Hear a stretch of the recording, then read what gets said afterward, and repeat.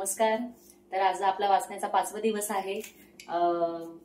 खूप आम्ही काल इमोशनल झालं. मम्मी पण खूप रडली. त्याच्यानंतर आम्ही जेव्हा व्हिडिओ बंद केला त्याच्यानंतर मम्मीचं अक्षरशः डोकं दुखत होतं. मम्मी झोपून गेली लगेच. असे भावुक क्षण एवढे आहे ना या पुस्तकामध्ये, म्हणून रडायला त्याचं कोण रडायचं एवढं रडताय आणि का रडतात एवढ्या, नाही का नुसतं सतत रडताय. जे बीतलं आहे, जे अनुभवलं आहे ते फेस केलेलं आहे मम्मीने किंवा आम्हीही बघितले, म्हणून ते थोडंसं. आणि तुम्हाला मी सांगितलंच का आम्ही सिरियसली खूप इमोशनल आहे म्हणून लगेच रडायला येतं. तर तुम्ही छान प्रतिसाद देताय, तुम्हाला खूप आवड निर्माण होते. आता आजचा म्हणजे जसं म्हणजे व्हिडिओ जरा लेट जरी गेलाय तर सगळ्यांचा लगेच मेसेज येतो, कमेंट्स येतात का प्लीज दीदी पटकन व्हिडिओ टाक. किती सगळ्यांना उत्सुकता राहते, म्हणजे मला खूप आनंद होतोय. आणि मम्मीला पण छान वाटतं का जेव्हा विचारतात पटकन टाक आम्हाला, कधी येईल व्हिडिओ. तर म्हटलं चला आता पटकन घेऊ. तर कालचं आपलं ऍडमिशन जे होतं भाऊचं, तर ते कॉलेजमध्ये झालं, त्याच्याकडून आपण बघू. मग मम्मीनी तिथे जाऊन कॉलेजवाल्या सरांना कसं सांगितलं, कसं पटवून हे केलं, तर पुढे आहे मी ते सांगते. मी एकदम फाटलेली साडी, हातात बांगड्या नाहीत, कपाळावर टिकली नाही, अवतार सगळा भिकाऱ्यासारखा होता. मी मनोजचे मार्कशीट घेतले आणि डायरेक्ट मोठ्या सरांकडे गेले आणि त्यांना सांगितले की मला एकच मुलगा आहे आणि मी घरोघरी भाजीपाला डोक्यावर घेऊन विकते आणि माझा मुलगा शाळेमध्ये चांगल्या मार्काने पास झाला आहे आणि माझ्या मुलाला IT इंजिनियर व्हायचे आहे. सर, मी तुमच्या पाया पडते, माझ्या मुलाचे ऍडमिशन करा. माझा मुलगा बिन बापाचा लेकरू आहे. तुमची जी काही कॉलेजची फी असेल मी ती 4 ते 5 टप्प्याने भरेल. ते म्हणाले. ते म्हणतात ना, गरीबाचा पण वाली कोणीतरी असतो. देवाच्या कृपेने माझ्या मुलाचे ऍडमिशन झाले. आम्हाला खूप आनंद झाला. मग मनोज कॉलेजच्या तयारीला लागला. त्याचं ऍडमिशन झालं आणि माझे पाहुणे त्याच दिवशी त्यांच्या घरी गेले. तो कॉलेजला जायला लागला. सर्व काही व्यवस्थित चालू होतं. त्याची फी त्यावेळेस 18,000 रुपये होती. मी ती 3 टप्प्यांनी त्याची फी भरायची आणि वर्षाच्या शेवटी 16,000 रुपये रिटर्न यायचे. त्याचा डिप्लोमा आणि नंतर तो म्हटला की मनोज आता पुण्यामध्ये डिग्री करेल. मग मी माझ्या जावयांना सांगितले की मनोजला पुण्याला शिकायचे आहे. तुम्ही त्याच्याबरोबर जा आणि त्याला एखादी रूम बघा. तो तिथे राहून कॉलेजला जात जाईल. मग त्यांनी व्यवस्था केली. मग त्याचे शिक्षण पूर्ण झाले. मग तो हैदराबादला गेला. तेथे तो 2 वर्ष तिथे शिकला. तिथे त्याचे क्लास वगैरे चालू होते. मग त्याला तिथेच 60 लाखाचं पॅकेज मिळाले आणि तिथे तो जॉब करू लागला. 2 वर्षानंतर तो पुण्याला सेटल झाला. पुण्याला फ्लॅट भाड्याने घेतला. तो 8 ते 10-15 दिवसांनी माझ्याकडे यायचा. मग माझ्या मोठ्या मुलीचे लग्न झाले. तो तिला दिंडोरीला दिलेले आहे. नंतर लहान मुलगी निशाचे लग्न बाकी होते. निशासाठी स्थळं पाहण्यासाठी सुरुवात केली. निशाचे पण लग्न झाले. मग आम्ही तिथे राहत होतो. आम्ही जिथं राहत होतो म्हणजे जे मम्मीने आता जे जुनं घर होतं तुम्ही बघितलंच, जी मम्मीची मायको दवाखान्यात रूम मध्ये घेतली होती, जी म्हणजे आजी बाबांची, ती सोडून जिथं घेतलं होतं तिथेही आम्ही सोडून, जरा तो एरिया होता, तर एवढं चांगलं नव्हता. भाऊचं शिक्षण पण चालू होतं. तर मग मम्मीचंच म्हणणं होतं आपण एक चांगल्या ठिकाणी जाऊ, चांगल्या एरियात जाऊ. तर आम्ही पंचवटी येथे मग राहण्यात आलो. छान रो हाऊस घेतलं मम्मीचे आणि 2 मजली जे आहे आता ते तुम्ही आतापर्यंत बघितलं आहे, जे आम्ही घरात आहे, तर ते घर घेतलं. तर रो हाऊस आहे, मध्ये आम्ही राहायला आलो. मोठ्या मुलीला 2 मुले आहेत, लहानीला 1 मुलगा आहे. त्या त्यांच्या संसारात व्यस्त आहे. आता मनोजला म्हटले की तू लग्नाची तयारी कर. मोठ्या मुलीने त्यांच्यासाठी स्थळ बघितले. स्थळ इगतपुरी येथील होते. राहिला प्रश्न माझ्या नवऱ्याचा. तो मला सारखे पत्र पाठवत असे, तुला माझ्याकडे यायचे की नाही, नाहीतर मी लग्न करून टाकेल. माझ्या लक्षात आले, आपण जर गेलो तर माझ्या आई बाबांना कोण नाही. मी जर त्यांच्याकडे गेली तर आई बाबा रस्त्यावर पडतील आणि मरून जातील, कारण त्यांना माझ्याशिवाय कोणीही नव्हते. मी त्याला सांगितले तू लग्न करून टाक, मी काही तुझ्याकडे येणार नाही. आणि मला काही वाटत नव्हते की मी तो लग्न करतोय, कारण त्याचा जीव, मला वाटले नव्हते की तो लग्न करून टाकेल, कारण की त्यांचा जीव माझ्यात फार होता. त्यामुळे मी एवढे काही लक्ष दिले नाही. नंतर मीच आपली अशी चौकशी केली तेव्हा मला समजले की त्याचे 6 महिन्यापूर्वीच लग्न झाले. मग त्यांच्याकडे पोरांना घेऊन जायची. 7 ते 8 दिवस आम्ही सगळे एकत्र राहायचो. पण ती बाई आम्ही निघून आल्यावर त्यांना खूप त्रास द्यायची. तो त्या टेन्शनने खूप दारू प्यायचा. त्यांना 2 दिवस शाळेमधून सस्पेंड पण केले होते. मग मी त्यांच्याकडे जाणे बंद केले. मी फक्त सासरी यायचे. त्यांना खूप दारू प्यायचे व्यसन लागले. नंतर ते खूप आजारी पडले. त्यांचे लिव्हरही खराब झाले. डॉक्टरांनी त्यांची गॅरंटी कमी सांगितली. मग ते ब्रानपूर येथील ऍडमिट झाले. डॉक्टरने त्यांच्या आई बाबांना सांगितले की जास्त दिवस ते राहू शकत नाही. तुम्ही त्यांची घरीच सेवा करा. मला सासू सासऱ्यांनी सांगितले की मनोजचे वडील खूप आजारी आहे, तर तो तुला भेटण्यासाठी बोलवत आहे. तुम्ही बघितलंच म्हणजे आणि त्यांना मी नसल्या कारणाने त्यांना जास्त दारूचं व्यसन लागलं. ते जास्त दारू प्यायला ड्रिंक करायला लागले.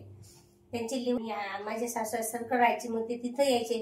कधी त्यांचा जॉब तिथं होता, बदली झालेली होती त्यांची, तिथं जायचं. तिथं पण आम्ही जायचो. सकाळी जायचो, संध्याकाळी आम्ही घरी निघून यायचो. भेटण्यासाठी जायचो मुलं ते.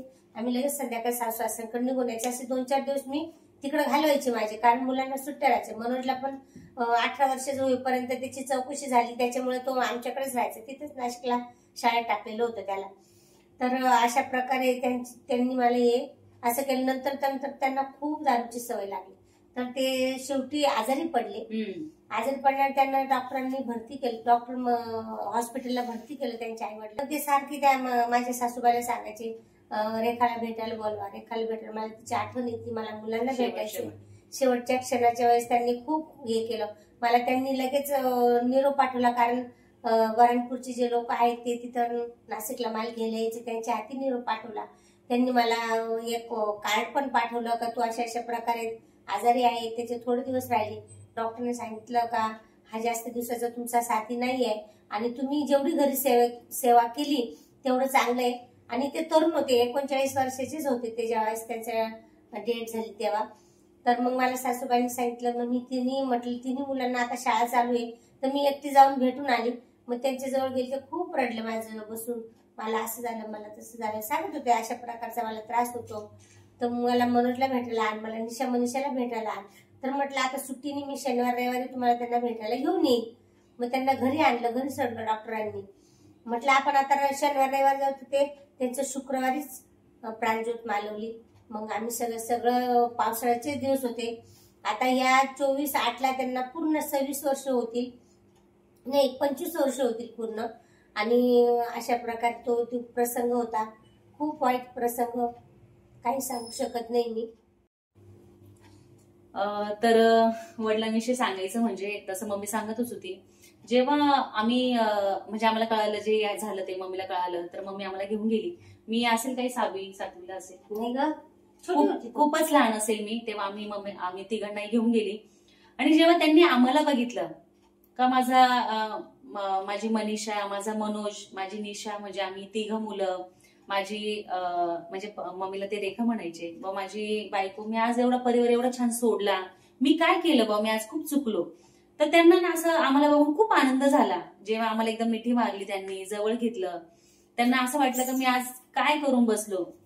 मी जेव्हा चांगलं राहिलो असतो, आपण छान वेगळ्या परत ठिकाणी राहिलो असतो, मी आज चांगल्या मार्गाला असतो, तर माझीही मुलं चांगले यांनी राहिले असते, हे ते विचार करायला लागले. तर मग मम्मीला तेच आता सांगते मम्मी पुढे. तर त्यांना असं वाटायचं मुलं बघून एवढं चांगली बायको, एवढं मुलं माझे सुंदर, कसं सोडलं मी, कसं काय चुकलो एवढा. आणि अशा प्रकारे त्यांना जास्त ड्रिंक करायला लागले. 2 वेळेस त्यांना सस्पेंड पण केलं सर्व्हिसवरून. त्यांचं लक्षच लागत नव्हतं सर्व्हिस मध्ये पण. जॉब ते जसं आम्हाला बघितलं ना तसं ते एकदमच विचार होते, पण त्यांची जास्त सर्व्हिस नव्हती. 12 वर्ष त्यांनी सर्व्हिस केली, त्यातले 2 वर्ष असेच गेले. तेव्हा तर आम्हाला फक्त 300 रुपये पगार भेटायचा, आणि 300 रुपयातनं 30 रुपये आमचे कट व्हायचे. त्यातनं आम्हाला घराचं भाडं 40 रुपये होतं, गावावरती मातीचं घर. अशा प्रकारे आम्ही संसार. आमच्याकडे भांडे कुंडे नव्हते, छोटे छोटे मडके होते. त्या मडक्यांमध्ये मी पोहे ठेवायची, डाळी ठेवायची, काही न. पिठाला डबा मी आपला तेलाचा डबा येतो ना, तो विकत आणून 5 रुपयाचा विकत आणून त्याला झाकण करून ते लोक बनवून देतात झाकणं गावाकडं, त्याच्यात मी पीठ ठेवायची. खूप हालाकीचे दिवस काढले, ते दिवस आठवले आज तर मला खूप वाईट वाटतं.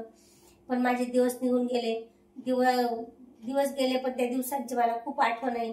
आणि मी ते दिवस कधीही विसरणार नाही. काही लोक आपले चांगले दिवस आले तर मागचे दिवस विसरतात, पण आम्ही कधी विसरणार नाही.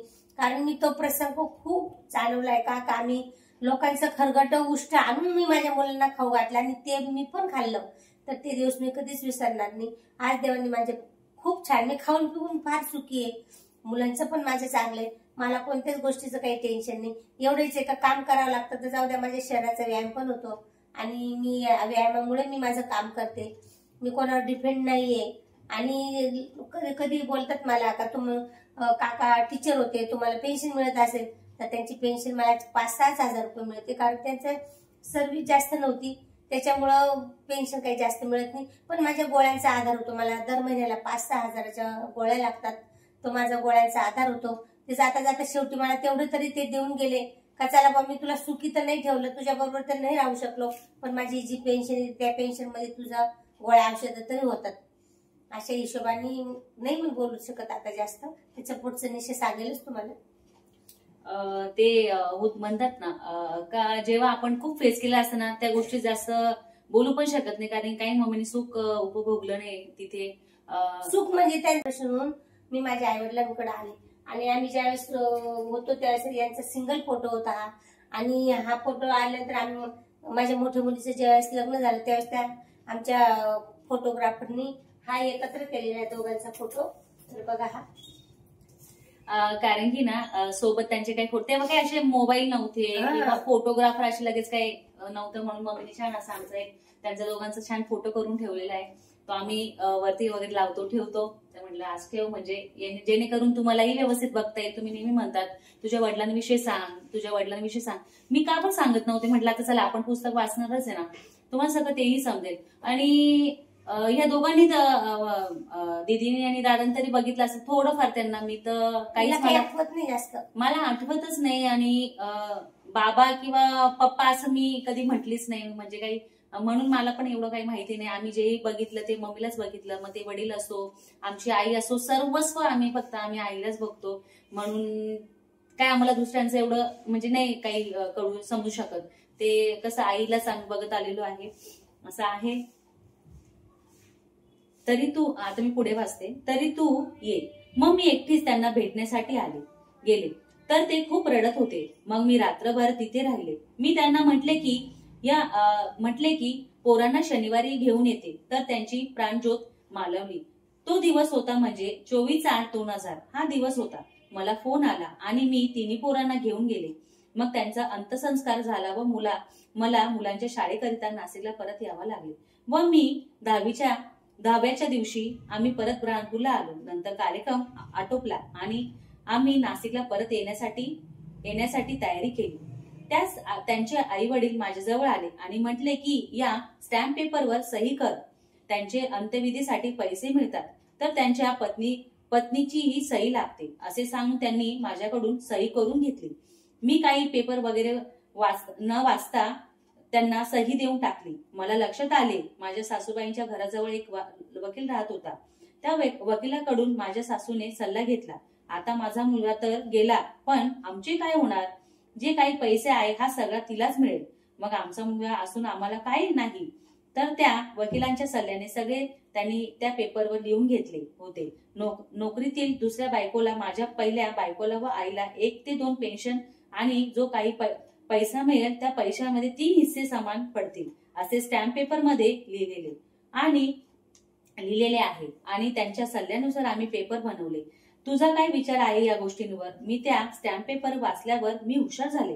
त्यांनी भारी प्लॅन केला होता. मी पण कमी नव्हते. मी त्यांना सांगितले की केस कोर्टात दाखल करा. जे काही मला मिळेल ते तिथूनच कोर्टामधूनच मिळेल. तर ती केस 7 वर्ष मी लढली. मी हार मानली नाही. मला जसे जसे पैसे भेटले तसे तसे पैसे मी दोघांना 1-1.5 लाख दिले. म्हणजे तुम्हाला मी याचं सांगते, जेव्हा मम्मी मार्केटमधून यायची, ही केस 7 वर्ष चालली मम्मीची. जे तुम्हाला वाटत असेल खूप इझी भेटली मम्मीला किंवा खूप इझी ज्या गोष्टी झाल्या, तर माझी आजी पण होती. त्यांनाही वाटायचं का त्यांचा मुलगा आहे, आम्हाला काही भेटव, म्हणजे एक आईला पण अपेक्षाच असते का माझ्या मुलाचं काहीतरी मला भेटलं पाहिजे किंवा काही असो. तर मम्मीच्याकडून खोट्या नाट्याच्या काही सह्या घेतल्या किंवा नाही असं आहे तसं आहे. मग मम्मी पण हुशारच होती. तर मम्मीनेही छान ते म्हणे नाही जेही भेटेल ते कोर्टामार्फतच भेटेल मला, मग ते काही असो. मग जेही पैसे भेटले मग ते त्यांना मी दोघींना 2 हिस्से दोघे हिच्यात, म्हणजे एका हिश्यामध्ये मी अर्धे आणि अर्ध्यामध्ये त्या दोघी जणी, त्यांची दुसरी पत्नी आणि त्यांची आई.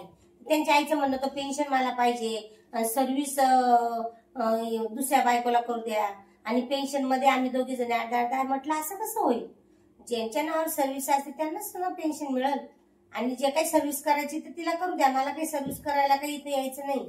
कारण माझ्या मुलं इकडे शिक्षण घेतात आणि आम्हाला तिकडचं हवामान काही सूट होत नव्हतं, त्याच्यामुळे मला तिथे जायचंच नव्हतं. सर्व्हिस देऊन टाका म्हटलं, मला पेन्शनचीच गरज आहे, मला त्यांचे दुसरं काही नको. त्यांच्या जीवन पॉलिसीचे विमाचे पैसे मिळाले होते 1-1.5 लाख रुपये, तर ते आम्ही त्यांना दोघींना म्हणजे सरासरी दोघींना 1-1.5 लाख रुपये दिले. जास्त काही आम्हाला सर्व्हिसचे पैसे मिळाले कारण सर्व्हिस त्यांची जास्त झाली. तर पूर्वी काही एवढा पगार नव्हता, 6-7 हजार रुपये पगार यायचा. त्यांनी हेडमास्टर झाला तेव्हा त्यांना 10 का 11 हजार रुपये पगार झाला आणि ते काही जास्त दिवस राहिले नाही. हेडमास्टर 1-2 वर्ष राहिले त्यावेळेस तेव्हा 300 रुपये पगार होता. त्यावेळेस तर मी त्यांच्या बरोबर कठीण दिवस काढले. मी शेतात जायची, मी मुलांना सांभाळून सगळं काम मी करायची आणि ज्यावेळेस पगार थोडा चांगला झाला तर त्यांचे जास्तच नाटकं चालू झाली. म्हटलं बाबा मी माझ्या आईवडिलांकडं, माझे आईवडील ते घ्यायला आले, त्यांनी काही मला पाठवलं नव्हतं, पण आईने मला 100 रुपये देऊन माझे पाचले जोडवे मोडून मी बरोबर माझ्या आयडियाने आले आणि माझ्या आईवडिलांचा शेवट मिस केला आणि दोघं पण माझ्याच मांडीवर आई वडील वारले आणि त्यांनी तिकडे त्यांची तर निश्चित सांगेलच पुढं काय वाचायचं ते. तर असे पैसे दिले. मी पेन्शनसाठी खूप लढली. मी पेन्शन त्यांना दिलीच नाही. मला सासरच्या लोकांनी फार त्रास दिला. मी रात्री काम करून रात्रीच्या 12च्या पठाणपूरला एक्सप्रेसने जायची आणि पटनापूरला एक्सप्रेसने जायची आणि 11 वाजता कोर्टामध्ये असायची. मी सकाळी 7 वाजता प्राणपूरला पोहोचायची. मी 10 पर्यंत स्टेशनवर थांबायचे. मग 11 वाजता वकील यायचे तेव्हा ते तिथले हजर करायचे. मला हजर करायचे, परत ते पुढची तारीख द्यायचे, परत मी रात्रीच्या गाडीने नाशिकला परत यायचे. मला खूप त्रास व्हायचा, पण मी तशीच परत दुसऱ्या दिवशी कामावर जायचे. पण मी हार मानली नाही. 7 वर्ष केस लढत राहिली. 7 वर्ष पूर्ण झाली आणि निकाल माझ्या बाजूने लागला. मग मला पेन्शन चालू झाली. त्यांची सर्व्हिस फक्त 14 वर्ष होती, त्यामुळे मला पेन्शन फक्त. तर मी माझ्या मार्केटचं काम आटपून तिथे जायची. 7 वर्ष केस लढली, मी पण हार मानली नाही. मी पण म्हटलं करायला तर मी पूर्ण शेवट करेल यांच्यावाला, कारण मी पण स्ट्रॉंग झाली होती. कारण एकटे राहून माझ्या पोरांना सांभाळून मी पण मार्केटमध्ये राहायची, मी पण स्ट्रॉंग झाले. म्हटलं आपण का लढायचं नाही, आपण थोडं काही दुसरं मॅरेज केलेले, कशा करता आपण हार मानायची. तर मी पण शेवटपर्यंत लढली. केस माझ्या बाजूने लागली. मला पण आनंद झाला का आपण आज केस जिंकलो आणि मला ती नंतर मग ती त्याच्यात मला जे गोळ्या औषधं होतात आणि काय म्हटलं अजून. तर अशी पेन्शन चालू झाली. पोरांची शिक्षण चालू होते.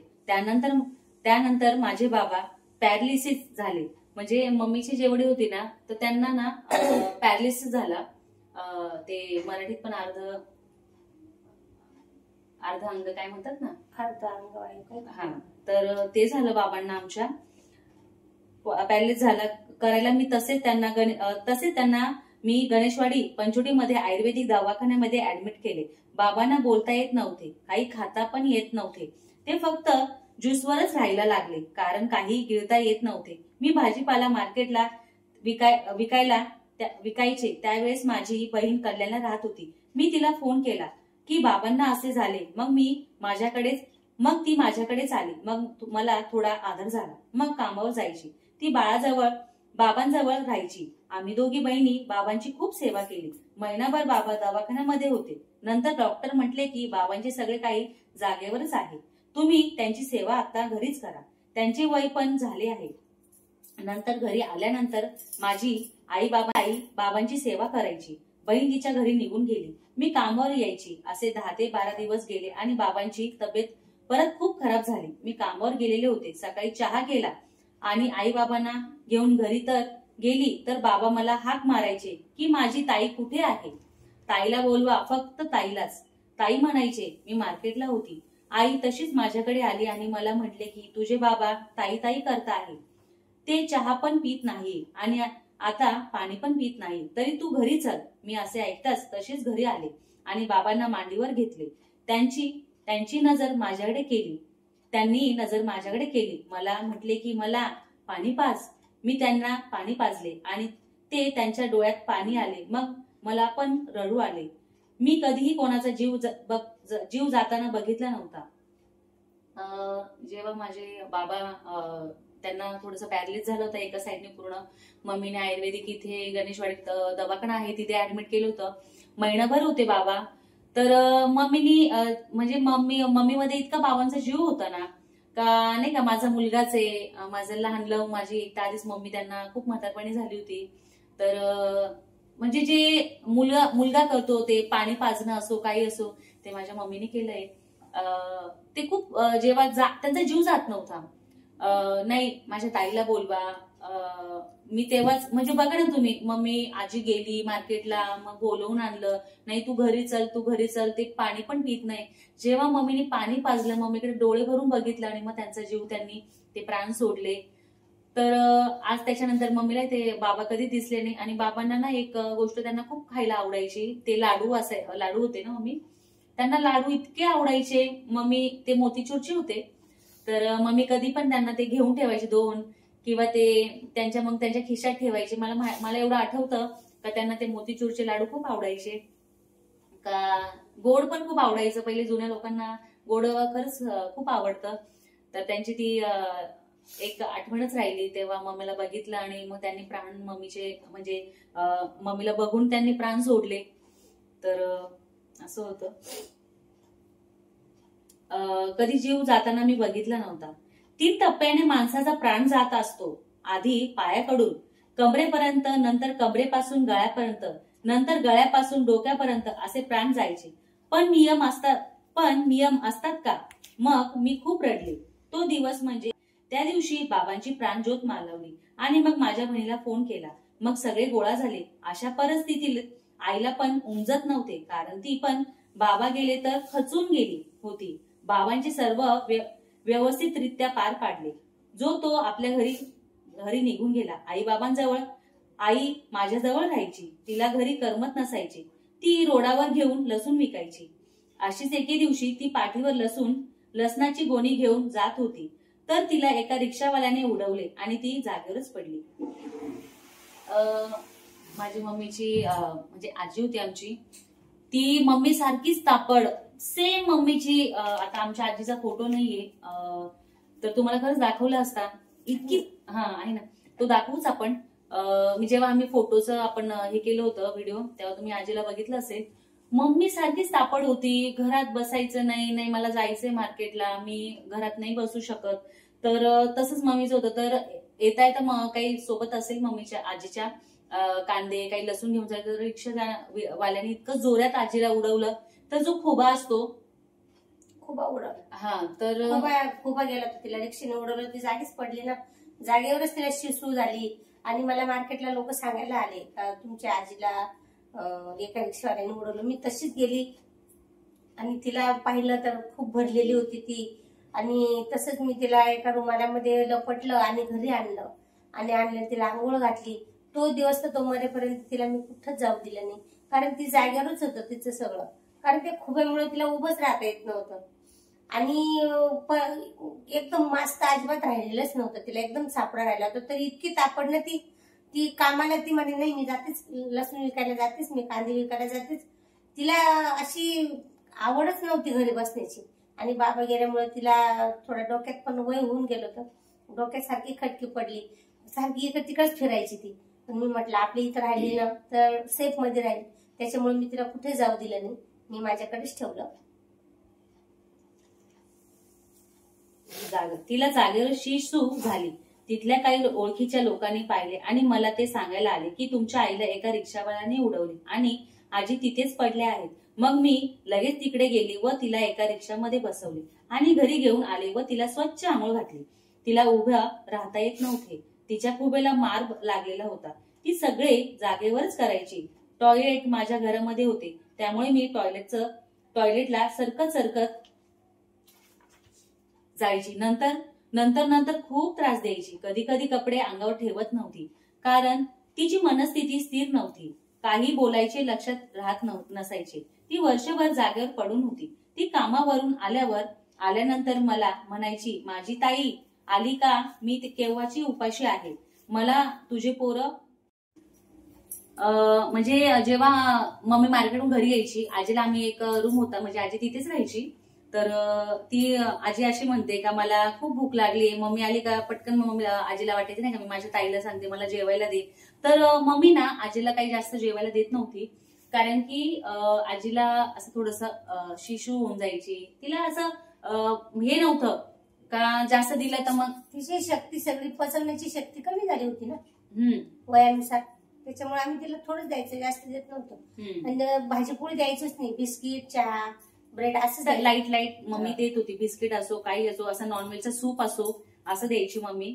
आई डॉक्टरांनी नीट राहिली नव्हती, म्हणजे ती ना आजी आमची जे डोकं होतं जे आता 108 वय होते आमच्या आजीचं, 105 वय होतं, तर एवढीच की तापड होती, ओळखायची, आम्हाला तरी कमी ओळखायला लागली, पण माझी ताई म्हणजे मम्मीला खूप ओळखायची.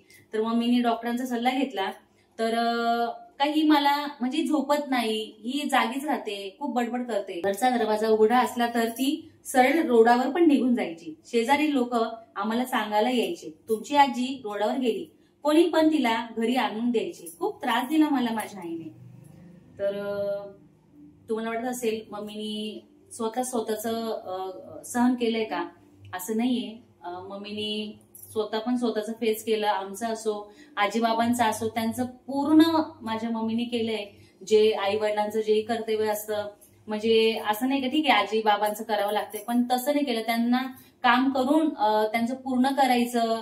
मग आजीने आमच्या खूप त्रास दिला, आम्ही स्वतः डोळ्यांनी बघ. तिची बुद्धी अशी थोडीशी हे होऊन गेली होती का काही समजायचं नाही, काय बोलते काय, कधी कधी मग कपडे कधी कधी असं एकदम बालिश असतं तसं होऊन जातं, गेली होती. तर तरी मम्मी आली का मग सगळं स्वच्छ करायची, आजीला तिथेच शिशू करून टाकायची. खूप मम्मीने आजीचं पण केलं. आणि आज तुम्हाला तर सांगते, आपण आई वडिलांचं करतो तर त्यांचं ते पुण्य लागतं आपल्याला, ते कोणते शब्द सांगू शकत नाही आपण जेवढं आणि ते तर आपलं कर्तव्यच राहतं, पण आई वडिलांचं केलं तर आपल्याला खूप पुण्य लागतं असं आपण बघतोच आणि आहे हे. आणि खरंच मुलांनी आई वडिलांचं केलंच पाहिजे. आई वडिलांच्या आपण पित्र घालत असतो, सगळी पूजापाठ करत असतो. पण मला एवढं समजतं, तुम्हाला वाटत असेल मी माझ्या काही यांनी बोलते, हे बघा मी माझ्या याने काहीच बोलत नाही. मला फक्त एवढं सांगायचंय का माझी सासूबाई असो, माझे सासरे असो, आम्ही माझ्या सासऱ्यांचे पित्र वगैरे घालत असतो, सगळे असतो. पण मला हे म्हणायचं, आपण जिवंतपणे त्यांना मेल्यावर तर आपण त्यांना मग त्यांची पित्र घालो हे कर, पण जिवंतपणे आपण त्यांना सुखाचं जर काही घास खाऊ घालू शकत नाही. तुम्ही जिवंत आहे ना, तुम्ही त्यांना तेव्हा खाऊ घाला, त्यांना विचारा सगळं काय. आणि प्लीज तुम्ही अशा कमेंट्स करता का भाऊला एवढं बोलताय किंवा तुम्ही काय एवढं सांगताय. हे बघा, आज हे जे पुस्तक आहे हे मम्मी 3 वर्षापासून लिहित होती. आज हे लिहिणं तुम्हाला हे छोटंसं पुस्तक दिसत असेल, पण याच्यातला एकूण एक शब्द आहे ना, तो मनातला निघालेला आहे, ते फेस केलंय मम्मीनी, म्हणून तो तिथे लिहिलेला आहे. तुम्हाला जसं हे आता लिहिलं, मग मम्मीला असं वाटत नाही का माझ्या मुलाला तुम्ही बोलावं म्हणून हे मी लिहिलंय किंवा मी सांगते. हे बघा, आज एवढ्या दिवसाचं आज ही युट्यूब फॅमिली आपली एक फॅमिली झालेली आहे. तर काय असं वाटतं नाही का आपण का लपवायचं, किंवा आपली एक फॅमिली छान का असं वाटतं शेअर करावं, सांगावं. याने तुम्हाला हे मम्मीचं पुस्तक ऐकल्यावर कोणतरी प्रेरणा मिळणार आहे, कोणतरी एक हे मिळणार आहे, नाही खचून जायचं नाही. नवऱ्याने कितीही त्रास दिला, कितीही काही करावं लागलं, काही करू शकते, माणसासारखं जगू शकते, वागू शकते, काम करू शकते. तुम्ही आज बघितलंच आहे, आज हे एवढं विश्व निर्माण केलेलं आहे. आज कोणताही माणूस एवढं करणार नाही जेवढं माझ्या मम्मीने उभं केलेलं आहे एवढं. तर तुम्हाला तिच्याकडून खूप शिकण्यासारखं आहे. आम्ही पण शिकतो, आम्ही पण घेतो. पण तुम्हाला असं वाटत असेल का असं का, प्लीज तुम्ही पण अशा कमेंट करू नका. तुम्ही याच्यातून काहीतरी घ्या, असं बघा, पॉझिटिव्ह वेनी बघा, प्लीज निगेटिव्ह वेनी बघू नका. त्याला पण कोणीच काही बोलू नका, ते त्यांची सुखात आहे, आम्ही आमच्या इकडे सुखात आहे. मी याच्या अगोदर पण बोललेली आहे. तर तुम्ही अशा कमेंट करूच नका ना. आणि जे मी लिहिलेले माझी जीवन गाथा, जी माझ्या जीवनात घडलेले आहे ती मी लिहिलेली, याच्यात लहानपणापासून तर आतापर्यंत जे घडलेले ते मी या पुस्तकात लिहिलेले. आणि मी 3 वर्षापासून हे पुस्तक याच्याकरता. प्लीज तुम्हाला मी माझी इतकी रिक्वेस्ट आहे मोठी, तुम्ही मला वाईट मलाही समजू नका. किंवा मम्मीलाही समजू नका मी त्याला इथं टाकलं तिथं टाकलं.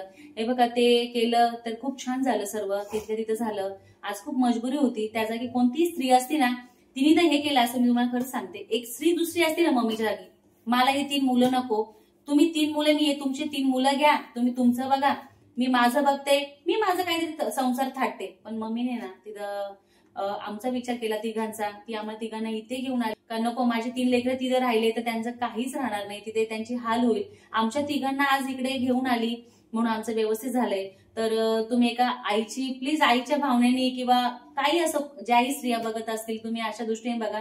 प्लीज काही गैरसमज करू नका, याच्यातून वेगवेगळे प्रश्न उद्भवू नका का आम्ही काही वाईट आहे का किंवा त्याला वाईट हे करतोय, असं काही नाही. हे जे पुस्तक आहे ते मी वाचते आणि मम्मी स्पष्टीकरण देते का मध्ये मध्ये सांगत असते मम्मी. काही काही प्रश्न पडतात, कमेंट पण आहे का तुमच्या आई बाबा आजी जे बाबा तिकडे राहत होते मग इकडे का बरं आले. तर तुम्हाला सांगितलंच माझे मम्मीचे जे भाऊ होते ते इकडे कामानिमित्ताने सगळे स्थायिक झाले. आणि मग जेव्हा मम्मीनी कांदे बटाटे हा व्यवसाय सुरू केला, पहिले कांदे बटाटे विकायचे, त्याच्यानंतर मग भाजीपाल्याच्या याच्यात आली. आज तुम्ही बघितला तेव्हाचा हा प्रवास. तर आतापर्यंत मम्मी मार्केटमध्ये 21 वर्षाची असताना मम्मी मार्केटमध्ये होती, तर आज ती 61 वयाची आहे. अजून ती मार्केटमध्ये आहे. तिला एकूण एक कप्पा, तिथला एकूण एक लोक ओळखतं. आणि कधी कधी ना जे जुने लोकही येतात ना मम्मीला, बाई तू अजून येते, तू अजून आता आराम कर, किती दिवस काम करशील. पण तुम्हाला माहिती आहे मम्मीचा स्वभाव तापड आहे, ती तापड आहे, ती घरात नाही राहू शकत. तर मम्मीला वाटतं जावं, याच्यावर मला बोलून जाईल. तुम्हाला वाटतं हे घडी घडी तेच सांगतात. तर तुम्ही प्लीज नका अशा कमेंट करू, छान छान कमेंट करा का. आणि असं उलट तुम्ही काही काही एवढं छान छान कमेंट देताय ना का आम्हाला खूप प्रेरणा मिळते, किती भक्कम आहे, खूप प्राऊड ऑफ यू. म्हणजे ते ऐकलं ना ते खूप छान वाटतं आणि आम्हालाही मग चांगलं वाटतं. पण जेव्हा निगेटिव्ह कमेंट येतात ना दादाचं त्यांचं प्लीज काहीच बोलू नका, त्यांनाही कोणी काहीच बोलू नका. आम्हाला पण हे दुःख होतं. तर आम्ही आमचं जे आहे पुस्तकाचं तेच वाचून दाखवतो. तर प्लीज काही विचार करू नका असा आणि पॉझिटिव्ह वेने घ्या. तर आता पुढे भेटू आपण.